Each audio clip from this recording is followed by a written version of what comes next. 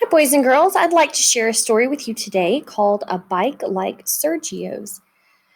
So, we're going to practice using those pre reading strategies that we've learned this week, and one of which is to read the title, A Bike Like Sergio's, and then we're going to take a look at the cover picture.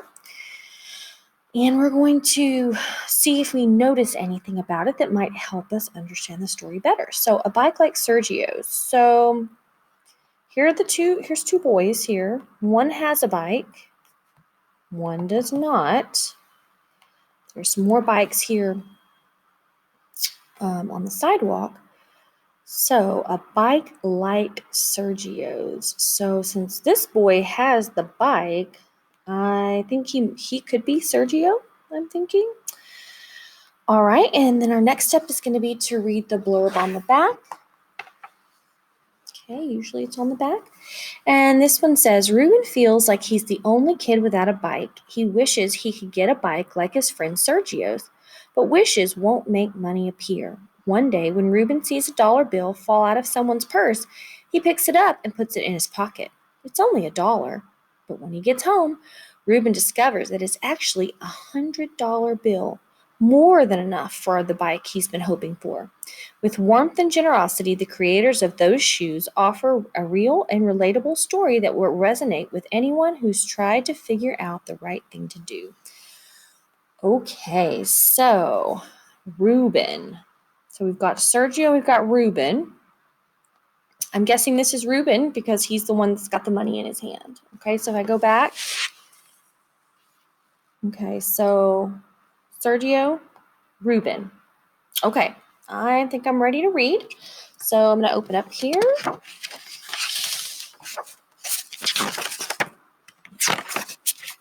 All right, A Bike Like Sergio's. Every kid has a bike but me. Sergio rides his new one while I run alongside, out of breath. Ask your parents again, Sergio says. Your birthday's coming. Sergio forgets there's a difference between his birthday and mine. I wish, I say, but I know that wishes won't make money appear. So I'm noticing that Sergio definitely sees a difference between himself. Ruben sees a difference between himself and Sergio when it comes to money. Okay. So from what I gather, I guess Ruben cannot afford to buy a bicycle. At Sonny's grocery, Sergio buys a pack of football cards. I stand in line, mad with the bread my mom wants, waiting behind the lady in the blue coat who we see all the time. She steps up to pay and gathers her bags. In the shuffle, her purse tips. $1 floats to the floor. No one sees. I scoop up the money fast. She's out the door, but I don't chase her. It's just $1. Oh boy. Ruben's got a dilemma, doesn't he? At home, Mom's feeding the baby. The twins pull pans from the cupboard. My Reuben, she says. Was it a good day? I nod and act busy. That $1 in my pocket stays a secret. I wonder if that is the right thing to do.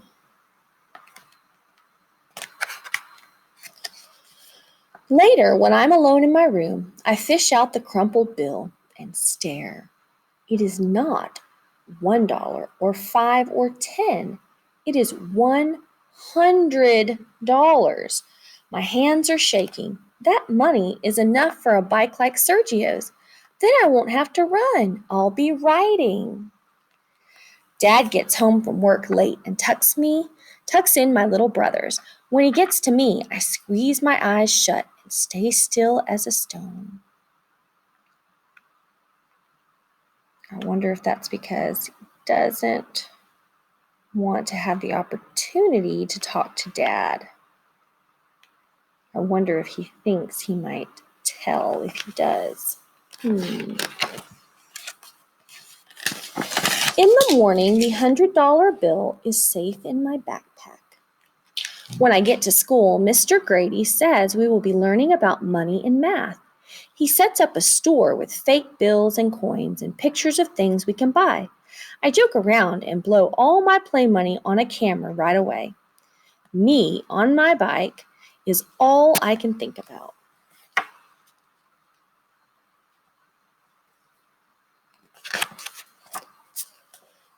We stop at the bike shop after school. Inside, I walk the rows and find one like Sergio's, but silver.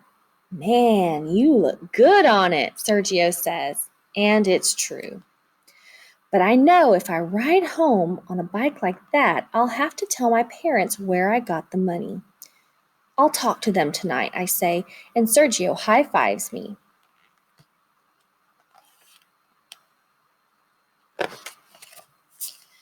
At home, Mom is making a grocery list for Saturday. She walks her fingers through the cash in her wallet. Then she crosses things off. Maybe next week, she says. She looks up at me and smiles. Me, with the 100 in my backpack. Her, crossing things off.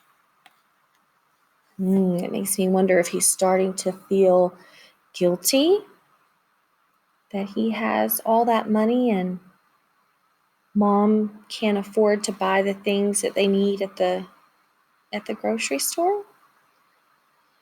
Then she hands me a $5 bill. On your way home tomorrow, could you pick up orange juice at Sonny's?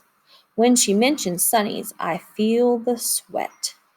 What if the lady in the blue coat is there?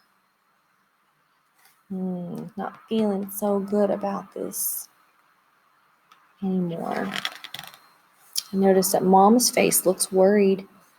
Maybe worrying about the things they need that they don't have the money to buy.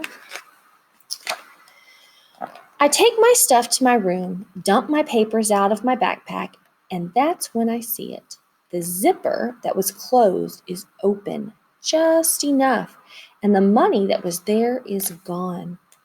Heading out the door, I mumble to Mom, "I'll be right back." Rain is falling as I retrace my steps from school to bike shop to home. Leaves and money look the same. Rain and tears feel the same. It's nowhere.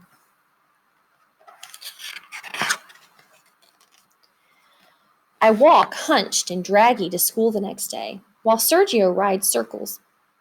My brother built a ramp in the alley and I went airborne, he says. If you get that bike, you can use it. I don't tell Sergio that I won't be getting any bike at all. The day stretches out. How many nickels in a dollar? Mr. Grady asked. How many quarters in a $5 bill? When the bell rings, I pack my backpack with homework and notes and tell Sergio to ride home without me. I wonder why. I wonder if he's going to go somewhere other than home first. With everyone crowding in a hurry, I spot something. The small zipper inside, still closed. This was the pocket, not the other. I slid it open, and I am rich again. I get that bike. I have to tell. To get that bike, I have to tell. I race to Sonny's as fast as riding and rush to the back of the store for the juice. Someone bumps me, apologizes in a soft voice. I turn. My feet are frozen, watching as the lady in the blue coat makes her way to the counter with her eggs. She reaches into her purse. And like a hot blast, I remember how it was for me when that money that was hers, then mine, was gone. I leave the juice behind, and this time I follow her. Ooh, I wonder if he's going to tell her. He's kind of understanding how she feels not being able to probably find that money that she had because he couldn't find that money in his backpack. She walks down one street, then another, and past the bike shop. My mouth is dry. Excuse me, I say. She turns and we are face to face. I breathe fast, and the words bust loose like they've been waiting. The lady says yes, she lost $100 and has been looking ever since. She tips her head. Why? I uncurl my fist. I found it, I say, holding it out to her, still folded. Her face changes from surprised to joyful to soft. She shakes my hand in both of hers like a sandwich and asks my name. Thank you, Reuben, she says. You have blessed me. I'm happy and mixed up, full and empty, with what's right and what's wrong. At home, everyone is waiting, and the lost and found story is mine to tell. What you did wasn't easy, my dad says, setting his hand on my shoulder, but it was right. My mom pulls me close. We're so proud, she says. And in that warm house with my family all around and my birthday almost here, I am proud too. All right, so you're going to be asked to give an example of how Reuben was honorable in this story. Okay, so make sure you think about that. Think about our story. You can listen to it again if you need to. And best of luck. Thanks. Bye bye.